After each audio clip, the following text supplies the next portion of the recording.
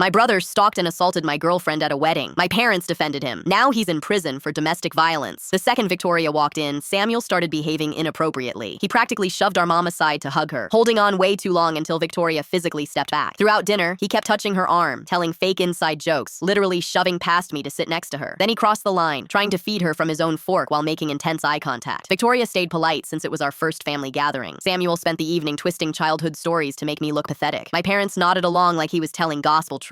After dinner, I found Victoria cornered in the kitchen. Samuel had her trapped by the sink, standing way too close, telling her she deserved someone more exciting than his boring older brother. She'd already told him to back off twice. When she saw me, she immediately came to stand by me, trembling. This was Samuel's pattern. He'd sabotaged every relationship I'd ever had, spreading lies to drive women away. Each time, my parents defended him. So I'd kept Victoria secret for 3 months. She's a pediatric nurse, brilliant and compassionate. She encouraged me to give my family a chance. That dinner was the beginning of hell. Victoria started getting strange calls. First, just heavy breathing. Then voicemails calling her frigid for rejecting a better option. Some mentioned what she was wearing. Someone was watching her. Then Samuel's friends started showing up at the hospital where Victoria works, lurking around the pediatric ward. They'd stare for hours. One night, one followed her to her car. She called me crying, too afraid to drive home. I confronted Samuel with evidence. Recordings, screenshots, security footage. He sat there with this smug smirk and said, maybe if Victoria wasn't such a stuck-up bitch, people wouldn't feel the need to teach her a lesson. I punched him. Barely a bloody nose, but he wailed like I'd tried to kill him. My parents lost it at me. They didn't even look at the evidence. Mom said Victoria must have led Samuel on. Dad told me to get out. The police couldn't help. One of the stalkers was a sergeant's son. Weeks later came my cousin Holly's wedding. Holly had always seen through Samuel's act. She seated us far from my family and hired extra security to watch him. Around 9 p.m., Victoria went to the bathroom. 10 minutes later, I heard her scream. Holly's husband found Samuel pinning Victoria against the wall, trying to force himself on her. He had one hand over her mouth, the other gripping her arm so hard it left bruises. Her dress was torn at the shoulder. Holly's brother-in-law is a cop. He called local police immediately. When they arrived, my parents tried to stop the arrest. Mom screamed it was a misunderstanding. Dad physically tried to prevent officers from handcuffing Samuel. When they put Samuel in the police car, he shouted that Victoria was a whore who'd been asking for it. Several guests recorded everything. Holly's wedding video caught Samuel following Victoria to the bathroom. Between that, the bruises, and multiple witnesses, our lawyer said we had a solid case. Victoria and I moved 300 miles away. We got married 2 years later. She's now director of pediatric nursing. We're expecting our first child. Then yesterday, 4 years later, my mom called hysterically. Samuel had married a woman named Rachel last year. Last week, police found Rachel with 2 broken ribs, a fractured wrist, and bruises everywhere. My dad had been helping Samuel cover up months of abuse, threatening Rachel's family, convincing her parents she was mentally unstable, the same tactics they'd used against Victoria. Both Samuel and my dad were arrested. Samuel took a plea deal, 8 years in prison. Several other women have come forward about him abusing them. Mom sent a 12-page apology letter. I haven't responded. I look at our daughter Emma and think about how my parents would have expected me to let Samuel around her, claiming he deserved another chance. The cycle ends with my generation.